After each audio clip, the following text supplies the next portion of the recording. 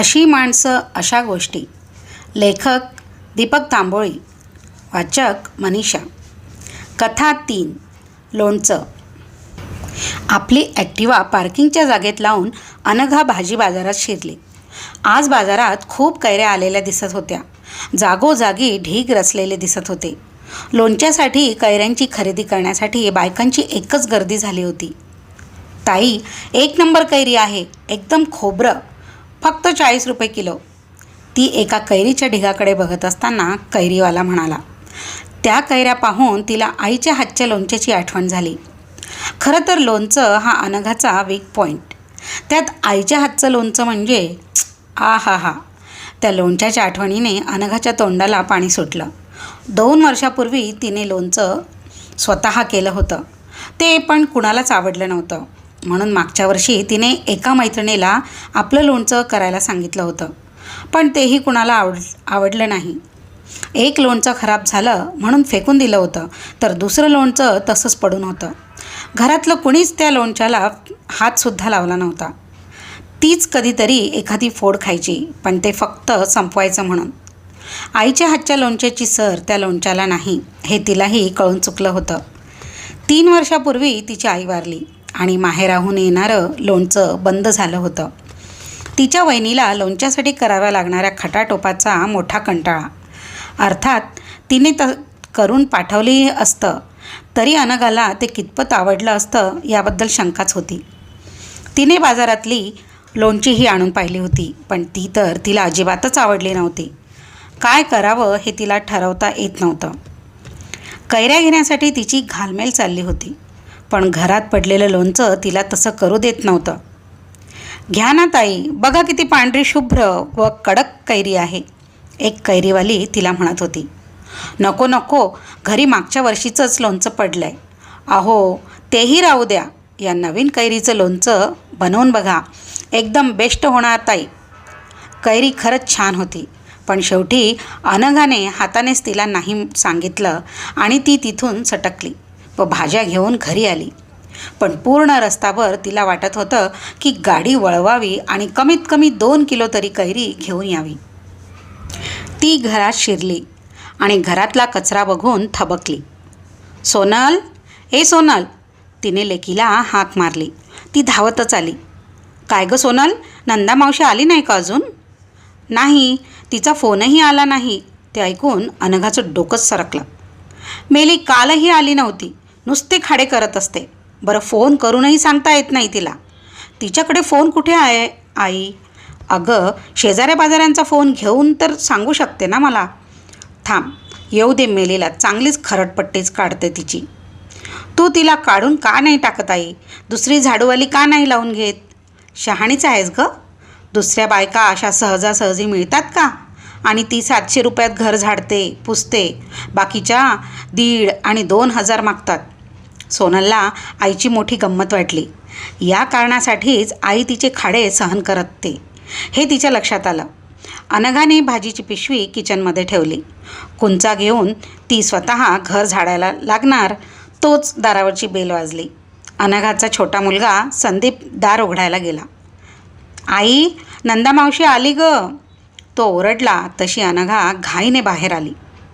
काय गं नंदा, इतका उशीर? 12 वाजलेत. ही काय वेळ आहे येण्याची? आणि कालही तू आली नाहीस, साधा फोन करता आला नाही तुला. अनघाची तोप सुरू झाली. अहो ताई, काय सांगू, काल इकडं यायला निघाली तर आई दरवाजाला धडपडून पडली. कमरेला मार लागलाय. सगळे म्हणाले डॉक्टरकडे जा. फ्रॅक्चर का काय म्हणतात ते असेल म्हणून तिला सरकारी दवाखान्यात घेऊन गेलो होतो. तिकडेच 2 वाजून गेले. मग केव्हा येऊ मी? जेव्हा बघावं तेव्हा तुझ्या आईचेच बहाणे असतात. आईला हे झालं, आईला ते झालं. काय करू ताई, तिला एक तर दिसत नाही आणि काम करायला जाते. मी कामावर जाते, पण लई जीवाला घोर लागतो बघा. तो तुझा भाऊ मध्य प्रदेशमध्ये राहतो, त्याच्याकडे का नाही पाठवून देत तू तिला? भाऊ नाही म्हणतो.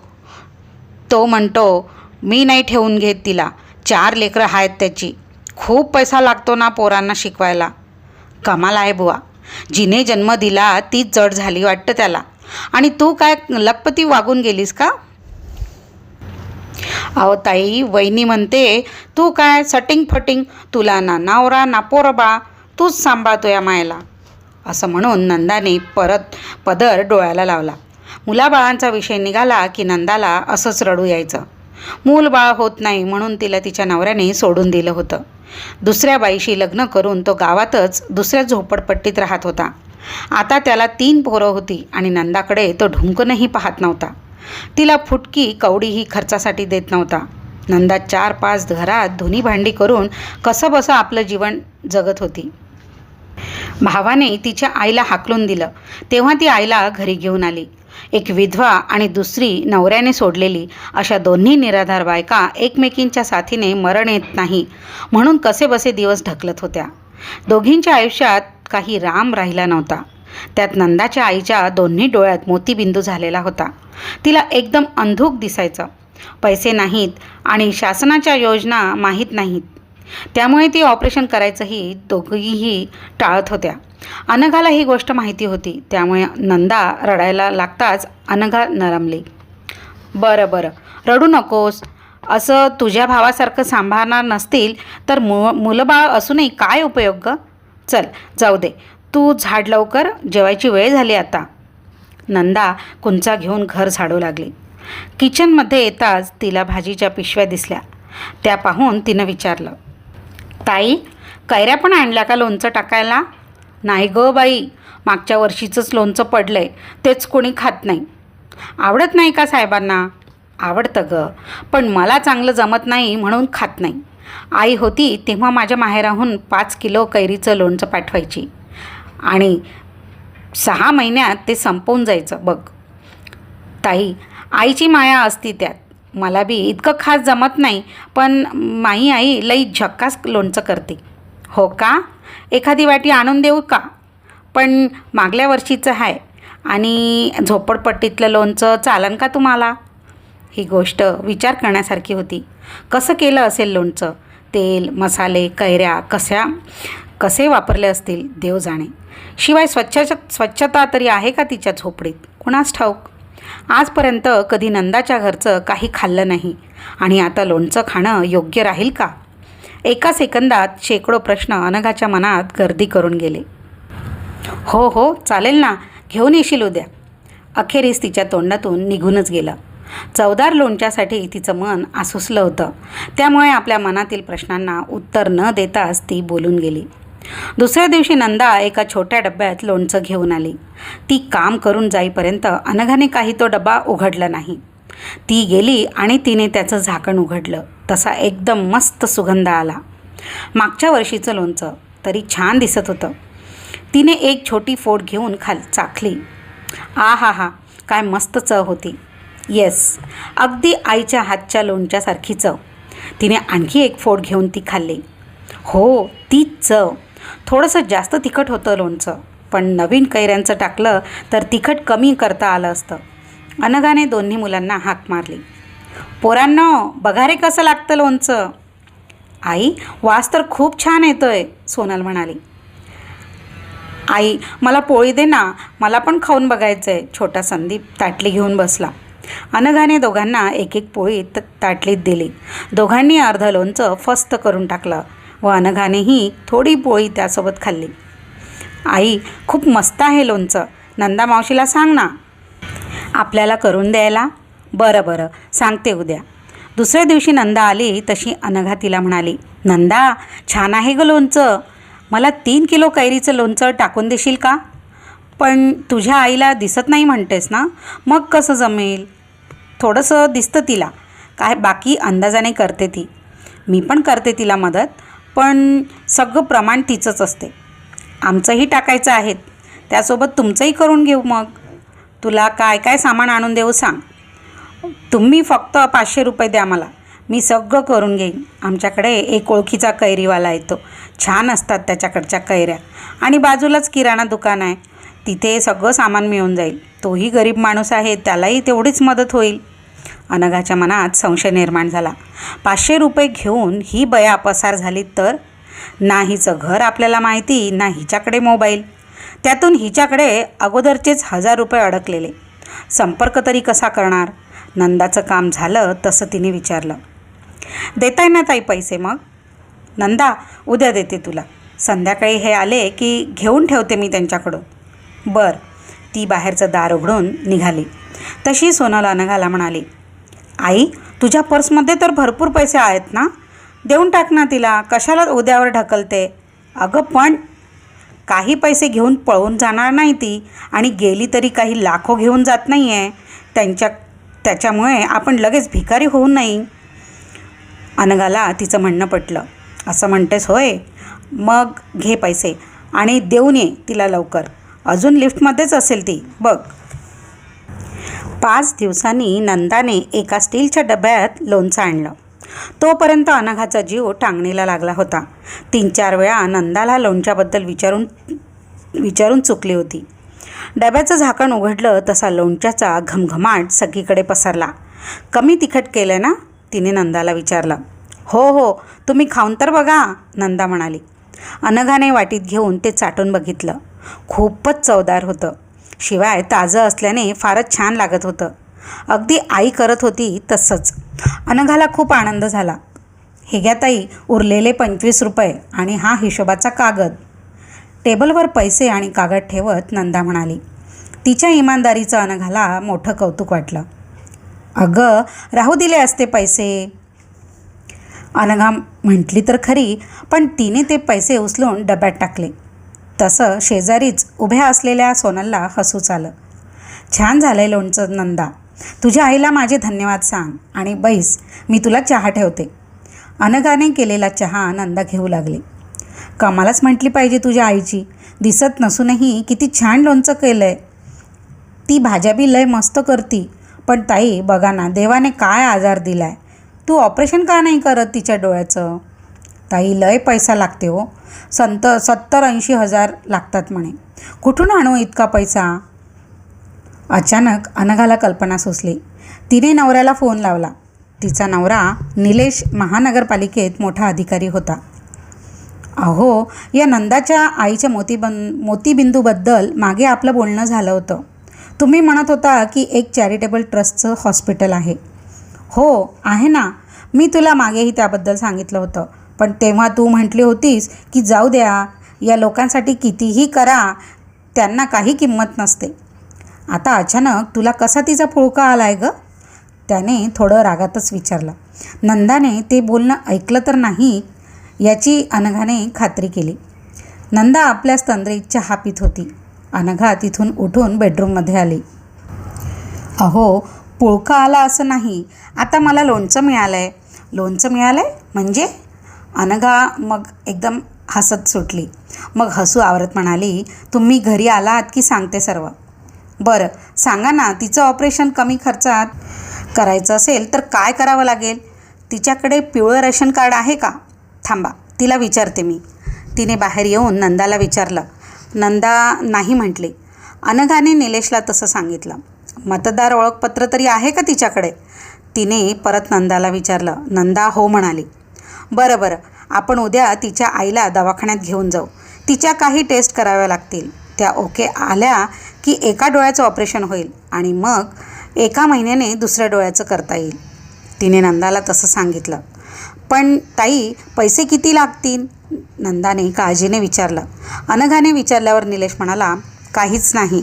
शासनाची महात्मा फुले जीवनदायी योजना आहे, त्यात सगळं फुकट होईल. त्यासाठी खरं तर पिवळं किंवा केशरी रेशन कार्ड लागतं. ठीक आहे, बघतो मी काय करता येईल ते. उद्या तिच्या आईला आपल्याकडे घेऊन यायला सांग. मी घेऊन जाईन गाडीतून दोघींना.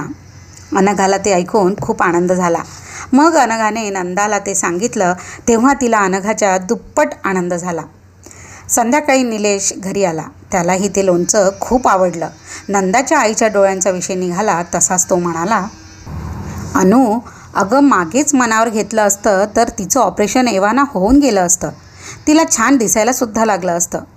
बिचाऱ्यांकडे एकतर एवढे पैसे नसतात आणि शासनाच्या खूप चांगल्या योजना असल्या तरी त्या त्यांच्यापर्यंत पोहोचतच नाही. खरं तर नगरसेवक, आमदार अशा शस्त्रक्रियांची शिबिरं आयोजित करू शकतात. पण 5 वर्षांनी निवडणुका येतात तेव्हाच त्यांना गरीब लोकांची आठवण येते. तेव्हाही काय 500,000 रुपये फुलीप्रमाणे ते यांची मतं विकत घेतात. नंतर त्यांना विसरून जातात. तेच आपल्यासारखे सुशिक्षित लोक ज्यांना या योजनांची माहिती असते ते सुद्धा यांच्याकडे गरीब म्हणून दुर्लक्षित करतात. खरं तर आपल्याला 1 रुपयाचा सुद्धा खर्च नसतो, पण आपल्याला या उदासीनतेमुळे ते आयुष्यभर आजार सहन करतात आणि तसेच मरून जातात. ठीक आहे, आता परत काहीतरी फुसकं कारण सांगून मला चांगल्या कामापासून परावृत्त करू नकोस. अनघा चूप बसली. तिची चूक तिला कळली होती. दुसऱ्या दिवशी सकाळीच नंदा तिच्या आईला हाताला धरून घेऊन आली. तिला बसवून मग तिने घर झाडण्याचं आणि फरशी पुसण्याचं काम करून टाकलं. अनघाने तिच्या आईच्या डोळ्यातले पांढरे पिवळे मोतीबिंदू पाहिले तेव्हा तिला कसं तरीच झालं. इतके वर्ष कसं काय म्हातारी तशा डोळ्यांनी वावरत होती कोण जाणे. निलेश बाहेर आला. म्हातारीचे डोळे पाहून तिला म्हणाला, काय मावशी, किती वर्षापासून हे मोतीबिंदू आहेत? मुलाकडे होत्या तेव्हाच का नाही ऑपरेशन करून घेतलं? लई दिस झाले दादा. अन पोराचं काय सांगू दादा, त्याले दारू प्यायले पैसा पुरायचा नाही, त्यो काय करीन माया ऑपरेशन. आपण काय कामाचे ना धामाचे, कशाला ठेवीन सून बी मग आपल्याला. दिला हाकलून मले. लई दुनिया बेकार आहे बाप्पा. आमच्या झोपडपट्टीत तर लई पाप होतात. बघून बी काय करता. या पापी दुनियाले डोळ्यांनी काय दिसतं तेच बरं आहे, नाही दिसत ते. तिचं ते तत्त्वज्ञान पाहून निलेशचे डोळे पाणावले. शेवटी गरिबांच्या दुःखाची आपल्याला कल्पनाच येऊ शकत नाही हे त्याला पटलं. नंदाला सहज त्याने विचारलं, नंदाताई, तुमचा नवरा तुम्हाला काही खावटी वगैरे देतो का? नवऱ्याचा विषय निघाला की नंदा एकदम कावरीबावरी व्हायची, कारण त्या विषयात तिचा वांझपणाचा मुद्दा निघायचा, जो तिला अजिबात आवडत नव्हता. आताही तिला तसंच झालं, पण निलेशला उत्तर देणं भाग होतं. नाही साहेब, रीतसर फारकत नव्हती ना झाली. नाही साहेब, मले न सांगता त्यानं त्या चुडेलशी पाठ लावला. ठीक आहे, तुमचं तेही प्रकरण आपण मार्गी लावू. तुम्हाला महिन्याला काहीतरी रक्कम मिळण्याची व्यवस्था करू. लई मोठा गुंडा आहे साहेब तो, बदणार नाही तुम्हाला. काही काळजी करू नका. पोलीस कमिशनर माझे मित्रच आहेत, बरोबर सरळ करतील त्याला. मावशीचं ऑपरेशन होऊन जाऊ द्या, मग लागू त्याच्या मागे. लई उपकार होतीन साहेब, ती आनंदून म्हणाली. नंदाच्या आईचं ऑपरेशन यशस्वीरित्या पार पडलं. 3 दिवसांनी डोळ्यावरची पट्टी निघाली आणि पहिल्यापेक्षा तिला खूप छान दिसायला लागलं. तेव्हा तिला आणि नंदाला खूप आनंद झाला. तरी 1 महिना डोळ्यावरचा गॉगल न काढायची डॉक्टरांनी ताकीद दिली. 1 महिन्याने परत दुसऱ्या डोळ्याचं ऑपरेशन झालं. आता म्हातारीला स्वच्छ दिसत होतं. ऑपरेशननंतर अनघाला नंदाच्या आईला भेटण्याची इच्छा झाली. तसं तिने नंदाला सांगितलं. नंदा म्हणाली, ठीक आहे ताई, मी घेऊन येईल तिला. अगं राहू दे, कशाला तिला बिचारीला पायपीट, मीच येते तिला भेटायला. त्यानिमित्ताने तुझं घरही पाहणं होईल. नंदा हसली. ताई, ते काय घर आहे? गरिबाचं कुठे घर असतं ताई. दिवसा जेवायची आणि रात्री झोपायची जागा आहे फक्त. असू दे ग, मला फक्त तुझ्या आईला भेटायचं. 2 शब्द बोलायचे आणि परत यायचं. उद्या तुझं काम झालं की आपण दोघी जाऊ गाडीवर. दुसऱ्या दिवशी नंदाला घेऊन झोपडपट्टीत गेली. तिला आश्चर्य वाटलं की तिच्या कॉलनीत चांगले रस्ते नव्हते, पण झोपडपट्टीत पक्के सिमेंटचे रोड होते.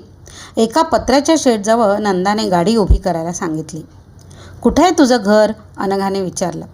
हे काय, समोरच आहे, नंदाने बोट दाखवलं. त्या सडक्या पत्र्यांच्या छोट्या झोपडीकडे पाहून अनघाला धक्काच बसला. नंदा खरंच म्हणत होती, त्याला घर म्हणताच येत नव्हतं. पत्र्याचंच दार दूर करून दोघी आत शिरल्या. एका मोडक्या खाटेवर झोपलेली नंदाची आई अनघाला पाहताच उठून बसली. नंदाने एक जीर्ण झालेलं प्लास्टिकचं स्टूल अनघाला बसायला दिलं. काय मावशी, ठीक आहात ना?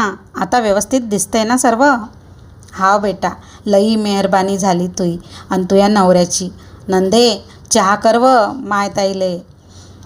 नको नको, राहू दे नंदा, आता जेवायची वेळ झाली. तिने सगळीकडे नजर फिरवली. झोपडी तशी स्वच्छ होती. एका कोपऱ्यात चूल मांडली होती. त्या 10 बाय 10च्या खोलीत सगळा संसार मांडला होता. तिथेच स्वयंपाक, तिथेच जेवण आणि तिथेच झोपणं. अनघाच्या अंगावर काटा आला. पत्र्याच्या खोलीत खूप गरम होत होतं. तिने धुराच्या काळ्या झालेल्या छताकडे नजर टाकली. तिथे पंखा नव्हता. एक बल्ब मात्र कसा तरी अडकवलेला होता. छताला पडलेल्या छिद्रातून उन्हाची तिरीप येत होती. पावसाळ्यात या फाटक्या छतातून पाणी गळून झोपडीत पाणी व्हायचं. मग नंदा उशिरा कामाला यायची आणि अनघाची बोलणी खायची. बाहेरच्या बाजूला एक कुडाचं न्हाणीघर होतं. संडास कुठेच दिसत नव्हता. शौचाला जायचं तर भल्या पहाटे उठून अंधारात दूरवर जावं लागत असे. मागे नंदा म्हणाल्याचं तिला आठवलं. कसं आयुष्य काढत असतील या मायलेकी, या विचाराने अनघा शहारली, अस्वस्थ झाली. नंदाच्या आईशी थोडंफार बोलून ती मग बाहेर आली. ताई, चहा तरी घेतला असता थोडा गरिबाच्या घरचा, नंदा म्हणाली. तिचं मन अनघाला मोडवेना, पण त्या झोपडीत एवढ्या गरमीत आपल्याला चहा घेणं शक्यच नाही हे तिच्या लक्षात आलं. ती घरी आली, पण नंदाची ती झोपडी तिच्या मनातून काही जाईना. संध्याकाळी निलेश घरी आल्यावर त्याला नंदाची गोष्ट सांगून ती म्हणाली, आपण किती सुखी आहोत. आपल्या प्रत्येक रूममध्ये AC आहे, प्रत्येक बेडरूमला अटॅच टॉयलेट्स आहेत. तरीसुद्धा थोडीही गैरसोय आपल्याला सहन होत नाही. हे गरीब लोक कसे आयुष्य काढत असतील देव जाणे. बरं झालं तू या निमित्ताने झोपडपट्टीत जाऊन आलीस ते. दुसऱ्याचं दुःख पाहूनच आपण किती सुखी आहोत याची माणसाला जाणीव होते. आणि बरी आठवण काढून दिलीस ग. आपली महानगरपालिका झोपडपट्टी निर्मूलन योजनेखाली या गरीब लोकांना पक्की घरं बांधून देणार आहे, तीही एकदम स्वस्तात. नंदाला त्यासाठी अर्ज करायला सांग किंवा माझ्या ऑफिसमध्ये पाठवून दे. घाई करायला सांग, नाहीतर नगरसेवक आणि झोपडपट्टीचे दादाच ती घरं बळकावून बसतील. अशा घरकुलांचा फार मोठा काळा बाजार चालत असतो. बरं, उद्याच पाठवते तिला. बरं होईल बाई, त्या नरकातून तिची सुटका तरी होईल. पण का हो, नंदाला घर मिळालं की ती इथून निघून जाईल ना? मग परत मला दुसरी बाई शोधावी लागेल. जाऊ द्या, तिला या घरकुलाचं मी काही सांगत नाही, अनघा नाराजीने म्हणाली. कमाल करते सनू तू. तुला दुसरी बाई मिळून जाईल, पण तिला असं घर जन्मात कधी मिळणार नाही. सोनलला आईच्या बोलण्याचं हसू आलं. आई, एरवी तू तिला शिव्या देत असतेस. जाऊ दे तिला, बघू आपण दुसरी कोणती बाई. आता तूही बापाचीच बाजू घे, अनघा फणकाराने म्हणाली. बरं, तुम्ही तिला तिच्या नवऱ्याकडून काही पैसे मिळवून देणार होते. अरे हो, कामाकामात असा विसर पडतो बघ. एक काम कर ना, तुमच्या महिला मंडळांची उपाध्यक्ष वैशाली चोपडे वकीलच आहे, तिला सांग ना नंदाची केस बघायला. असंही तुमचं मंडळ किटी पार्टीत सदस्यांचे वाढदिवस, सहली आणि फार फार तर महिला दिन साजरा करणं याशिवाय दुसरं करतंच काय. खरं आहे म्हणा, पण ती वैशाली महाशहाणी आहे. तिला फक्त मोठमोठ्या लोकांसमोर पुढे पुढे करायला पाहिजे. प्रेस फोटोग्राफर आणि चॅनलवाले आले की त्यांच्यासमोर मिरवायला पाहिजे. ते गेले की चालली घरी. मला नाही वाटत ती नंदाला मदत करेल ते. ठीक आहे, तू विचारून तर बघ. नाही म्हटली तर माझा वकील मित्राला मी विचारून बघतो. 2 दिवसांनी अनघाने वैशालीला फोन करून नंदाबद्दल सांगितलं. अपेक्षेप्रमाणेच वैशाली नाही म्हणाली. उलट तिने नंदालाच दोष दिला. आतापर्यंत ती झोपली होती का? आणि तिला मूल बाळ होत नाही तर त्यात तिच्या नवऱ्याची काय चूक, असा प्रश्न तिने अनघाला केला. मग माझ्याकडे आधीच्याच खूप केसेस आहेत, असं सांगून तिने दुसऱ्या महिला वकिलाचा नंबर दिला. अनघा तिला भेटायला गेली, पण तिलाही नंदाच्या केसमध्ये इंटरेस्ट नव्हता. दर तारखेला वकिलाची फी कोण देईल, हा तिचा पहिला प्रश्न होता. त्याचं उत्तर अनघाकडे नव्हतं. शेवटी संध्याकाळी तिने निलेशला हे सगळं सांगितलं. तो विषादाने हसून म्हणाला, बघ, एका महिलेवर झालेल्या अन्यायाविरुद्ध बोलायची, तिला न्याय मिळवून देण्याची महिलांचीच इच्छा नाही. बंद करून टाका तुमचं ते महिला मंडळ. ते महिलांच्या प्रश्नासाठी आहे की फक्त एन्जॉयमेंटसाठी आहे, तुम्हीच बघा. मग त्याने त्याच्या वकील मित्राला फोन लावला. नंदाची केस सांगितली. स्वतः काही फी देण्याची तयारी दाखवली. मित्र तयार झाला. वकिलाच्या सांगण्यावरून मग नंदाने पोलिसात तक्रार दिली. अगोदरचीच बायको असताना तिला रीतसर घटस्फोट न देता दुसरं लग्न केल्याबद्दल पोलिसांनी तिच्या नवऱ्याला अटक केली. त्याला अटक झाल्यामुळे बिथरलेल्या त्याच्या दुसऱ्या बायकोने नंदाच्या घरी येऊन खूप तमाशा केला. तिला घाणेरड्या शिव्या दिल्या. सुदैवाने झोपडपट्टीतल्या एका रिकामटेकड्या पोराने आपल्या मोबाईलमध्ये तो तमाशा शूट केला आणि नंदाला दाखवला. नंदाने तो व्हिडिओ वकिलाला पाठवला. मग प्रकरण पोलिसांकडे आणि मग कोर्टात गेलं. 1 वर्षाने त्याचा निकाल लागला. नंदाला नवऱ्याकडून 3 लाख रुपये तर मिळालेच, शिवाय दर महिन्याला 3,000 पोटगी मिळू लागली. आणि 1.5 वर्षात घरकुलाच्या एका टप्प्याचं काम पूर्ण होऊन नंदाला त्यात एक घरही मिळालं. नंदा आणि तिच्या आईच्या आनंदाला आता पारावार उरला नाही. त्या आनंदप्रित्यर्थ एके दिवशी संध्याकाळी नंदा आईसह पेढे घेऊन अनघाच्या घरी आली. योगायोगाने निलेशही घरीच होता. साहेब, तुमच्यामुळे माझ्या आयुष्याचं कल्याण झालं बघा. सपनात बी माया घर होईन असं मला वाटलं नव्हतं. निलेशच्या हातात पेढा देता देता नंदा गहिवरली. हे सगळं तुमच्या लोणच्यामुळे घडलं बरं का नंदाताई. तुमच्या आईने केलेलं लोणचं अगदी तुमच्या अनघाताईच्या आईच्या लोणच्यासारखं झालं. म्हणूनच तुमच्या अनघाताईंनी तुमची मदत करावीशी वाटली त्यांना. आम्ही तर काय बायकोची गुलाम, ती जसं सांगेल तसं करणार, निलेश हसत हसत म्हणाला. चला, काहीतरीच काय म्हणताय, अनघा लटक्या रागाने म्हणाली. खरं सांगू का अनघा, समाजसेवा करायला बाहेरच जायला पाहिजे किंवा एखाद्या संस्थेत जायलाच पाहिजे असं काही नाही. आपल्या आजूबाजूला असे अनेक घटक असतात ज्यांना आपल्या मदतीची गरज असते. आपल्या घरात काम करणाऱ्या बायका, दारावर येणारे भिकारी, भाजीवाले, आपल्या अपार्टमेंटचे वॉचमॅन, अशा कायम दुर्लक्षित लोकांच्या अडचणींमध्ये आपण थोडासासुद्धा इंटरेस्ट दाखवला तरी त्यांच्या बऱ्याच समस्या कमी होऊ शकतात. बघ, तुमच्या महिला मंडळाला हे जमलं नाही ते तू काम घर बसल्या करून दाखवलं बघ. अहो, सगळं तर तुम्हीच केलं, मी काय केलं, अनघा हसून म्हणाली. बरोबर आहे तुझं म्हणणं, पण नंदाताईंची कामं मला सांगून तर नंतर माझ्या मागे लागून तूच तर पूर्ण करवून घेतलीस ना. प्रत्येक गृहिणीने असं जर मनावर घेतलं तर किती बरं होईल. तेही आहेच म्हणा, अनघा म्हणाली. मग अचानक नंदाकडे वळून म्हणाली. नंदा, तू आता दूर राहायला जाशील तर माझं झाडू फरशी पुसायचं काम कोण करेल ग? काही काळजी करू नका ताई, मी एका बाईला सांगून ठेवलं आहे, ती येईल पुढल्या महिन्यापासून तुमच्याकडे. अनघाला आनंद झाला. पण का होता नंदाताई, नवीन घरी गेल्यावरही हीच कामं तिथं करणार का, निलेशने विचारलं. मग काय करता साहेब, दुसरं आपल्याला काय येतं? अनघाला एकदम कल्पना सुचली. ती नंदाला म्हणाली. नंदा, तुझ्या आईच्या हाताला चव आहे, तिला इतर लोणचीही येत असतील ना? हो, लिंबाचं येतं, मिरचीचं येतं, भोकराचं बी येतं, म्हातारी मध्येच म्हणाली. ते ऐकून अनघा एकदम खुश होऊन म्हणाली. पुढच्या महिन्यात आपल्या शहरातील सर्व महिला संघटना महिला महोत्सव आयोजित करीत आहेत. त्यात महिला उद्योजकांना आपले स्टॉल मांडता येणार आहेत. तू आणि तुझी आई वेगवेगळ्या लोणच्यांचा स्टॉल मांड. नंदा गोंधळली. ताई, ते समजा ठीक आहे, पण लोणचं तयार करायला बी पैसा लागेल ना, आणि मला तर स्टॉल बिलचं काहीच माहिती नाही. नंदा, तुला नवऱ्याकडून 3 लाख मिळालेत ना, ते वापर की आता, आणि तुझ्या लोणच्यांना गिराईक मिळवून द्यायची जबाबदारी माझी. सगळ्या महिला मंडळाला कामाला लावते बघ. चालेल ताई, फक्त नुकसान नका होऊ द्या माय. काही काळजी करू नकोस ग, माझी गॅरंटी आहे, आणि यदा कदाचित नाहीच काही फायदा झाला तर तो मी भरून देईन. मग तर ठीक. काय हो, मी बरोबर म्हणते ना, नवऱ्याकडे बघून तिने विचारलं. निलेशला हसू आलं, पण ते आवरून तो म्हणाला. तुझ्या आज्ञेच्या बाहेर आहे का मी? आणि बायको समाजसेवेला लागली म्हटल्यावर मी तरी का मागे राहावं?